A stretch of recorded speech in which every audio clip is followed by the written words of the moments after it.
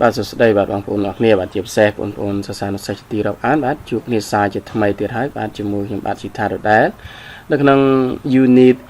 36 Lesson 1បាទអញ្ចឹងមកកាត់ពេលបាទព្រោះយើងចូលទៅក្នុងវីដេអូទាំងអស់គ្នាបាទនេះគឺ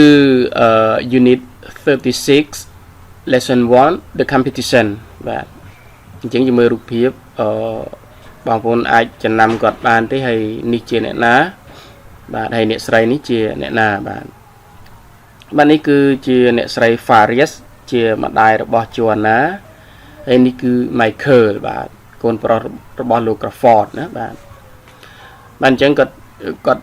ចូលមកណាបាទមកទទួល Joanna បាទអញ្ចឹងក្នុងរូបភាពនេះគឺគាត់នៅមាត់ទ្វារទេណាបាទអញ្ចឹងយើងមើលពាក្យពិបាកនៅក្នុងការសន្ទនានឹងសិនបាទ competition នេះយើងប្រែថាការប្រកួតប្រជែងណាបាទការប្រកួតប្រជែងដោយប្រឡងប៉ុណ្ណឹងអីជាដើមណាបាទការប្រកួតប្រជែង competition បាទនេះពាក្យ kitchen គឺប្រែថាផ្ទះបាយឬចង្ក្រានបាយណាជឿជាក់ថាបងប្អូនចេះហើយពាក្យចឹងណាបាទ kitchen បាទ pick up ពាក្យនេះគឺគេពាក្យពេញរបស់វាគឺ pick up មិនមែន pick you up ទេ pick you up គឺប្រើ pronoun នៅក្នុងកលែងចន្លោះកណ្ដាលនេះបាទចាំខ្ញុំបញ្យល់ពេលក្រោយណាបាទ pick up អញ្ចឹងពាក្យវា pick up នេះយើងប្រែន័យវាបានច្រើនណាស់ប៉ុន្តែនៅក្នុងនេះយើងប្រែថាមកទទួលណាបាទមានពាក្យថាបេះប្រែថារើសប្រែថាអីទៅច្រើនតែក្នុងន័យសន្ទនានេះយើងប្រែថា pick up ប្រែថាមកទទួលអ្នកណាម្នាក់ណាដូចតែ pick you up មកទទួលអ្នកអញ្ចឹងណាបាទ the doorbell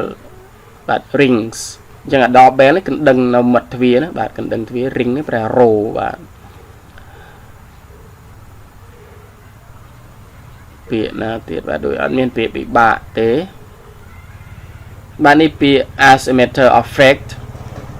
វាជា clear មួយបាទ as a matter of fact ប្រែថាតាមពិតបាទ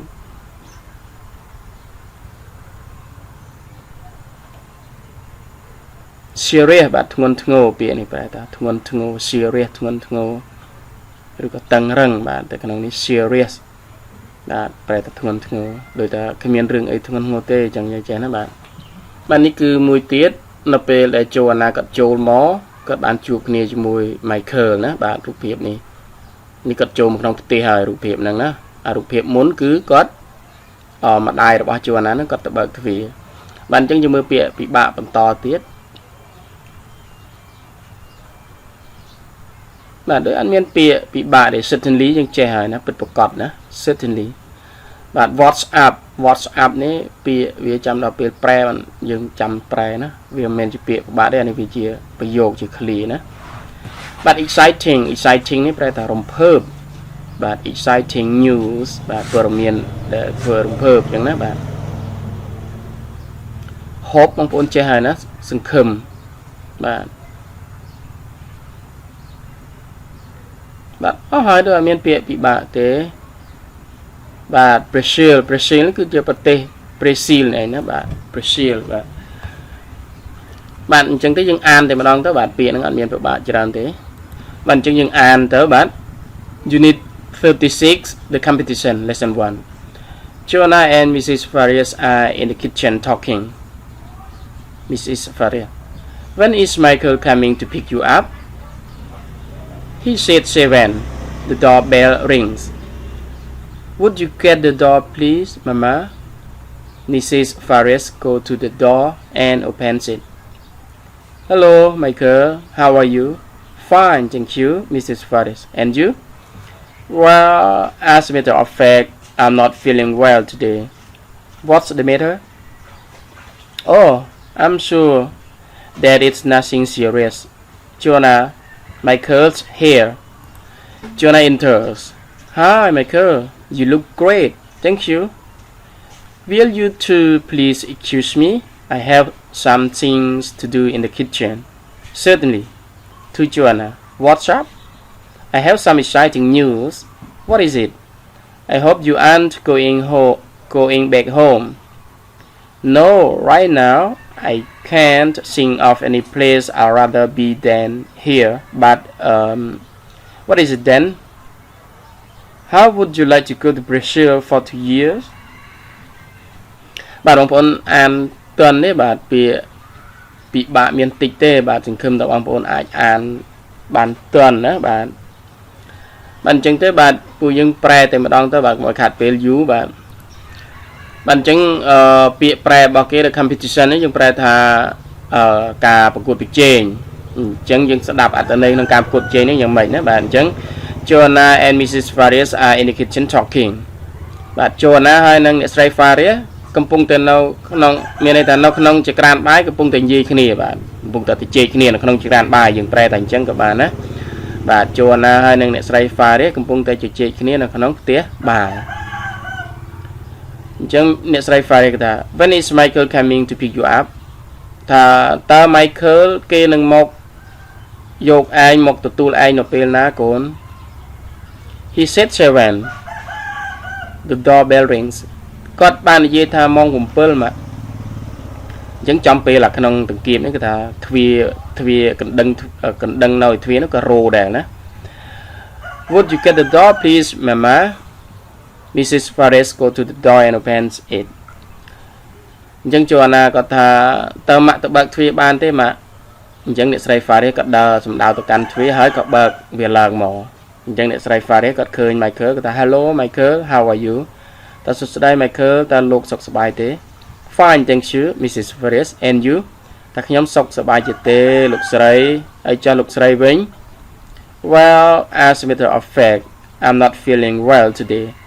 តើ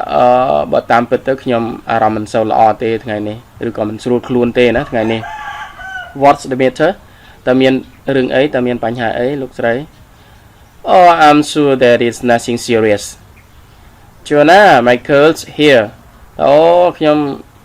ប្រកាសក្នុងចិត្តថាឬក៏ខ្ញុំច្បាស់ថាវាមិនមានរឿងអីធ្ងន់ធ្ងរទេណាខ្ញុំគ្មានរឿងអីធ្ងន់ធ្ងរទេគ្មានរឿងអីធ្ងន់ធ្ងរទេណា Joanna Michael មកដល់ហើយកូនអញ្ចឹង Joanna ក៏គាត់ចូលមកណា Joanna enters Joanna ក៏ចូលមកអញ្ចឹងឃើញ Michael ក៏ថា Hi Michael សួស្ដី Michael ថា You look great ថាអូនមើលទៅស្រស់ស្អាតណាស់ឬក៏ប្រសើរណាស់រីករាយណាស់ណា Thank you ថាអរគុណណា Will you two please excuse me I have some things to do in the kitchen ចង់ជាប់មកបាទតាអរសុំទោសកូនទាំងពីរណាម៉ាក់មានការធ្វើនៅក្នុងផ្ទះបាយណា Certainly to Joanna What's up បាទមិនអីទេអញ្ចឹងគាត់និយាយទៅកាន់ Joanna ថា What's up មានរឿងអីហី I have some exciting news ថាអូនមានរឿងមានព័ត៌មានដ៏រំភើបណាអូនមានរឿងឬក៏ព័ត៌មានដែលធ្វើឲ្យរំភើបណា What is it I hope you aren't going back home តើស្អីគេហ្នឹងវាជាអ្វីយើងថាស្អីគេរឿងអីគេណាបងសង្ឃឹមថាអូននឹងមិនត្រឡប់ទៅផ្ទះវិញទេណាត្រឡប់ទៅផ្ទះគឺផ្ទះJoannaគឺនៅប្រទេសប្រេស៊ីលណាបាទរឿងអីគេហ្នឹងបងសង្ឃឹមថាអូននឹងមិនត្រឡប់ទៅផ្ទះទេណា No right now I can't think of any place I'd rather be than here but ទេមិនទៅផ្ទះទេឥឡូវនេះអូនមិនទាន់គិតរឿងណាផ្សេងក្រៅពីនៅទីនេះទេប៉ុន្តែWhat is it then អញ្ចឹងរឿងអីទៅ How would you like to go to Brazil for 2 years តើបងចង់ទៅប្រទេសប្រេស៊ីលរយៈពេល2ឆ្នាំទេបាទអាពាក្យ how កន្លែងទៅណាមិនមែនថាតើបងចង់ទៅប្រទេសប្រេស៊ីលរយៈពេល2ឆ្នាំដោយរបៀបណាទេបាទអញ្ចឹងអាពាក្យទៅណាវាជាយុទ្ធសំណួរមែនតែមិនមែនថាដោយរបៀបណាទេយើងចង់សួរពីការពេញចិត្ត How would you like to go to Brazil for 2 years ថាតើបងចង់ទៅប្រទេសប្រេស៊ីលរយៈពេល2ឆ្នាំទេបាទបើចម្លើយរបស់គេគឺ I love to អញ្ចឹងណាបាទចង់ទៅតើអញ្ចឹងនិយាយចេះណាបាទគឺការសន្ទនាហ្នឹងគឺមានតែប៉ុណ្្នឹងឯងបាទប៉ុន្តែនៅក្នុងមេរៀនទី2យើងនឹងបានដឹងថាតើគាត់ទៅជែកនេះពីរឿងអីបានជាគាត់បបួលMichael ទៅប្រទេសប្រេស៊ីលដោយថានៅ New York 2ឆ្នាំទៅប្រេស៊ីល2ឆ្នាំអញ្ចឹងណាបាទអញ្ចឹងគាត់ក្នុងការសម័យរបស់គាត់គឺគាត់ បានកំណត់ស្រេចថាបើសិនតែគាត់ Michael នេះក៏បានជាប់អាហារូបករណ៍ទៅរៀននៅប្រទេសប្រេស៊ីលគាត់នឹងនៅ New York 2 ឆ្នាំទៅប្រេស៊ីល 2 ឆ្នាំនេះគម្រោងរបស់ជួនណាបាទក្នុងការសន្ទនាគឺមានតែប៉ុណ្្នឹងឯងបាទបងប្អូនមានចងល់សំណួរអីត្រង់ចំណុចណាបងប្អូនអាចសរសេរក្នុង comment បានណាបាទខ្ញុំអាចនឹងឆ្លើយតបទៅតាមលទ្ធភាពអាចធ្វើទៅបានបាទអរគុណបាទសម្រាប់ការទស្សនាវីដេអូតាំងពីដើមរហូតដល់ចប់បាទសម្រាប់ពេលនេះខ្ញុំបាទស៊ីថាសូមអរគុណសូមជម្រាបលាបាទ